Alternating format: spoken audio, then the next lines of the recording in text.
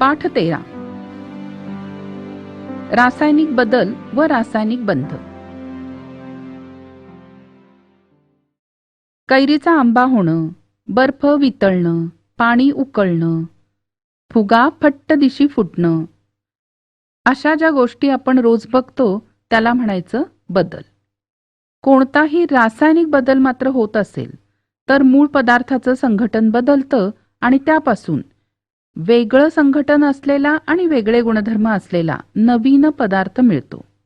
आता एखादा बदल हा रासायनिक बदल आहे की नाही हे कसं ओळखायचं? तर रासायनिक बदल घडत असताना मूळच्या द्रव्याचं रासायनिक संघटन बदलतं आणि वेगळ्या गुणधर्माचं आणि वेगळं रासायनिक संघटन असलेले जे नवीन पदार्थ तयार होतात हे जर आपल्याला नेमकेपणाने माहीत असतील तर यासाठी आपल्याला रासायनिक अभिक्रिया लिहिता येते. ही लिहिताना मूळच्या द्रव्यातील रासायनिक पदार्थाचं नाव आणि त्याचं रासायनिक सूत्र आणि नवीन तयार झालेल्या पदार्थाचं नाव आणि त्याचं रासायनिक सूत्र यांचा उपयोग करतात. उदाहरणार्थ, लिंबू रसात खाण्याचा सोडा मिसळला तर घडून येणारा जो बदल असतो तो बदल लिंबू रसामधल्या सायट्रिक आम्लामध्ये होतो आणि तयार होणारा वायू हा कार्बन डायऑक्साईड असतो. या रासायनिक अभिक्रियेसाठी आपण शाब्दिक समीकरण असं लिहू शकतो. सायट्रिक आम्ल अधिक सोडियम बायकार्बोनेट यापासून मिळेल कार्बन डायऑक्साईड अधिक सोडियम सायट्रेट, म्हणजेच आम्ल अधिक आम्लारी यापासून मिळेल कार्बन डायऑक्साईड अधिक क्षार आणि ही उदासीनीकरण अभिक्रिया आहे. म्हणून लक्षात काय ठेवाल तुम्ही? तर एखादी रासायनिक अभिक्रिया लिहिण्याची पहिली पायरी म्हणजे संबंधित पदार्थांची नावं वापरून शाब्दिक समीकरण लिहिणं ही होय. आणि ह्यात प्रत्येक नावाऐवजी त्या पदार्थाचं रासायनिक सूत्र लिहिलं की ते रासायनिक समीकरण झालं. रासायनिक अभिक्रिया लिहिताना मूळचे पदार्थ डाव्या बाजूला तर नवीन तयार झालेले पदार्थ उजव्या बाजूला लिहायचे आणि मध्ये बाण काढायचा. या बाणाचं टोक तयार झालेल्या पदार्थांच्या दिशेला असतं. ही अभिक्रियेची दिशा दर्शवतं. आता बाणाच्या डाव्या बाजूला असलेले मूळ पदार्थ म्हणजे अभिक्रियेत भाग घेणारे पदार्थ यांना अभिक्रियाकारक म्हणतात, तर नवीन तयार होणाऱ्या पदार्थांना उत्पादित म्हणतात. आता आपल्या रोजच्या जीवनातले रासायनिक बदल बघूया. एक म्हणजे नैसर्गिक रासायनिक बदल, ज्याच्यामध्ये श्वसन. श्वसन ही आपल्या जीवनात सतत चालू असणारी जैविक प्रक्रिया आहे. या क्रियेत आपण श्वासावाटे हवा आत घेतो आणि उच्छ्वासावाटे कार्बन डायऑक्साईड वायू आणि पाण्याची वाफ बाहेर टाकतो. या रासायनिक अभिक्रियेचं शाब्दिक आणि रासायनिक समीकरण याप्रमाणे. मात्र रासायनिक समीकरणाचं संतुलन केलेलं नाही हे लक्षात ठेवा.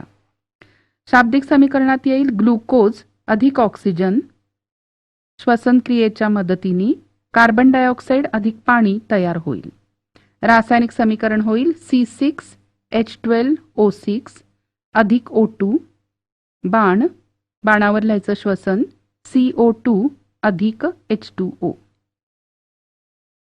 याचप्रमाणे दुसरा रासायनिक बदल जो नैसर्गिक आहे, प्रकाश संश्लेषण. सूर्यप्रकाशात हिरव्या वनस्पती प्रकाश संश्लेषण करतात. यासाठीचं शाब्दिक समीकरण कार्बन डायऑक्साईड अधिक पाणी सूर्यप्रकाश आणि हरितद्रव्याच्या मदतीने ग्लुकोज अधिक ऑक्सिजन तयार होतं.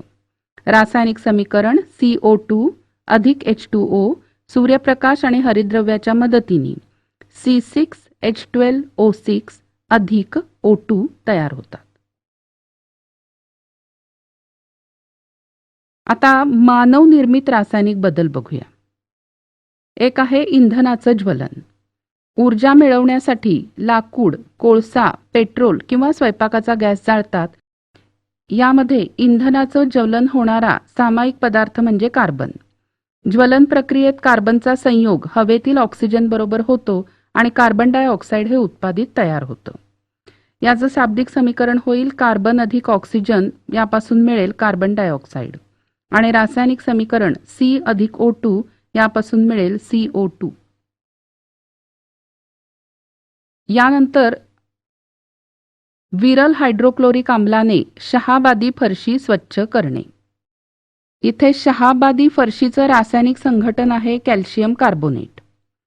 फरशी हायड्रोक्लोरिक आम्लाने स्वच्छ करताना फरशीच्या वरच्या थराची हायड्रोक्लोरिक आम्लाबरोबर रासायनिक अभिक्रिया होते आणि 3 उत्पादित तयार होतात. त्यापैकी एक असते कॅल्शियम क्लोराईड. हे पाण्यात द्रावणीय असल्याने पाण्याने धुतल्यावर निघून जातं. दुसरं आहे कार्बन डायऑक्साईड. याचे बुडबुडे हवेत मिसळून जातात आणि तिसरं उत्पादित आहे पाणी, जे पाण्यात मिसळून जातं. याचं शाब्दिक समीकरण होईल कॅल्शियम कार्बोनेट अधिक हायड्रोक्लोरिक आम्ल यापासून मिळेल कॅल्शियम क्लोराईड अधिक कार्बन डायऑक्साईड अधिक पाणी आणि याचं रासायनिक समीकरण असंतुलित असं होईल CaCO3 अधिक HCl यापासून मिळेल CaCl2 अधिक CO2 अधिक H2O.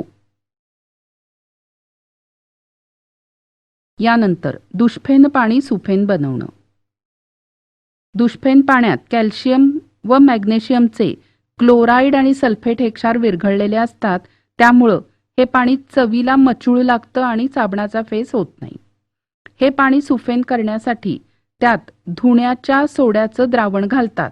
त्यामुळे रासायनिक अभिक्रिया होऊन कॅल्शियम आणि मॅग्नेशियमच्या अद्रावणीय कार्बोनेट क्षारांचा अवक्षेप तयार होतो आणि पाणी सुफेन होतं. याचं शाब्दिक समीकरण कॅल्शियम क्लोराईड अधिक सोडियम कार्बोनेट यापासून मिळेल कॅल्शियम कार्बोनेट अधिक सोडियम क्लोराईड आणि रासायनिक समीकरण असंतुलित असं असेल CaCl2 अधिक Na2CO3 यापासून मिळेल CaCO3 अधिक NaCl. रासायनिक बदल होताना द्रव्याचं रासायनिक संघटन बदलतं आणि वेगळ्या गुणधर्माचे नवीन पदार्थ तयार होतात. हे होताना अभिकारकांमधील काही रासायनिक बंध तुटतात आणि नवीन रासायनिक बंध तयार होऊन नवीन पदार्थ म्हणजेच उत्पादित तयार होतात. आता रासायनिक बंध म्हणजे काय ते बघूया. राजवायू रासायनिक बंध तयार करत नाहीत कारण त्यांचं इलेक्ट्रॉन अष्टक किंवा द्विक पूर्ण असतं. या उलट इलेक्ट्रॉन अष्टक किंवा द्विक पूर्ण नसलेले अणू रासायनिक बंध तयार करतात आणि हे होत असताना ते संयुजा इलेक्ट्रॉनांचा उपयोग करतात. संयुजा संख्येइतके रासायनिक बंध तयार केल्यावर अणूला इलेक्ट्रॉन अष्टकांचं किंवा द्विकांचं स्वरूप पण प्राप्त होतं. आता हे मिळवण्याच्या 2 प्रमुख पद्धती बघूया. पहिली आहे आयनिक बंध. पहिल्यांदा सोडियम आणि क्लोरीन या मूलद्रव्यांच्या अणूपासून सोडियम क्लोराईड संयुग कसं तयार होतं ते बघूया. सोडियमचं इलेक्ट्रॉन संरूपण आहे 281 आणि क्लोरीनचं इलेक्ट्रॉन संरूपण आहे 287. म्हणजे सोडियमच्या संयुजा कवचात 1 इलेक्ट्रॉन आहे, त्याची संयुजा असणार 1 आणि क्लोरीनच्या संयुजा कवचात 7 इलेक्ट्रॉन म्हणजे अष्टकाला 1 कमी, म्हणून क्लोरीनची संयुजा सुद्धा 1. आता सोडियमचा अणू त्याच्या बाह्यतम कवचातील एकमेव संयुजा इलेक्ट्रॉन गमावतो, तेव्हा त्याचं L हे बाह्यतम कवच होतं ज्यामध्ये 8 इलेक्ट्रॉन आहेत. परिणामी सोडियमला इलेक्ट्रॉन अष्टक स्थिती प्राप्त होते. मात्र आता इलेक्ट्रॉनांची संख्या 10 आणि प्रोटॉनची संख्या 11.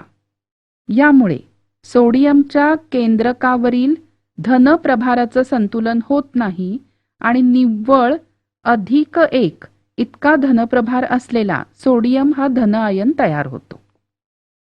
आता क्लोरीनच्या संयुजा कवचात अष्टक स्थितीपेक्षा 1 इलेक्ट्रॉन कमी आहे. तो सोडियमकडून 1 इलेक्ट्रॉन घेऊन स्वतःचं इलेक्ट्रॉन अष्टक पूर्ण करतो. मात्र एका इलेक्ट्रॉनची भर पडल्यामुळे त्याचं प्रभार संतुलन बिघडतं आणि निव्वळ ऋण 1 हा ऋणप्रभार असलेला क्लोराईड हा ऋण आयन तयार होतो. सोडियम आणि क्लोरीन ही मूलद्रव्ये जेव्हा संयोग पावतात तेव्हा सोडियम धन आयन आणि क्लोराईड ऋण आयन तयार होतात आणि हे विरुद्ध प्रभारी आयन एकमेकांकडे स्थितिक विद्युत आकर्षण बलामुळे आकर्षिले जातात आणि त्यांच्यात रासायनिक बंध तयार होतो. अशा प्रकारच्या रासायनिक बंधाला आयनिक बंध किंवा विद्युत संयुज बंध असं म्हणतात आणि अशा प्रकारे तयार होणाऱ्या संयुगाला आयनिक संयुग म्हणतात. आयनावर जितका धन किंवा ऋणप्रभार असतो त्या संयुजे इतके आयनिक बंध तो आयन तयार करतो. दुसरं उदाहरण म्हणजे मॅग्नेशियम क्लोराईड ह्या आयनिक संयुगाची निर्मिती.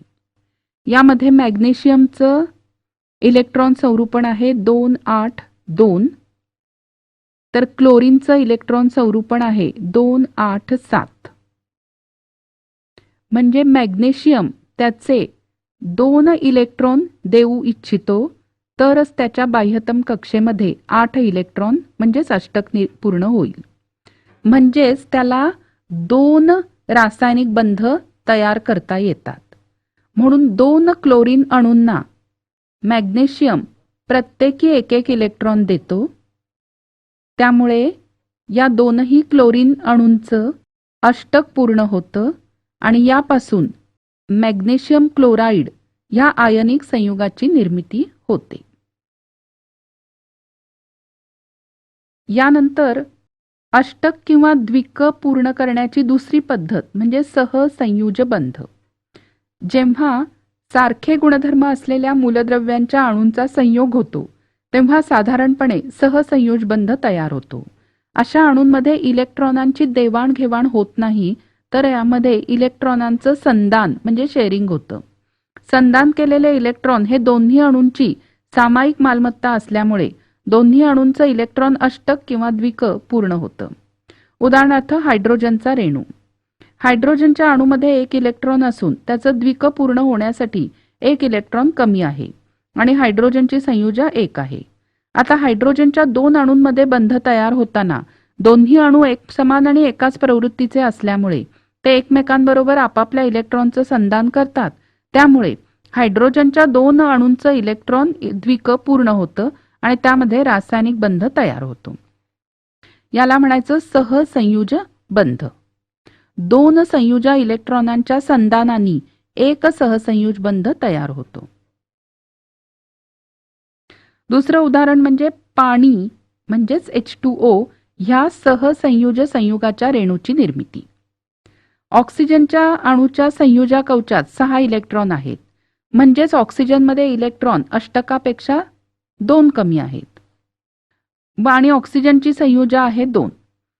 H2O रेणूमध्ये ऑक्सिजन अणू 2 सहसंयुज बंध करून आपलं इलेक्ट्रॉन अष्टक पूर्ण करतो.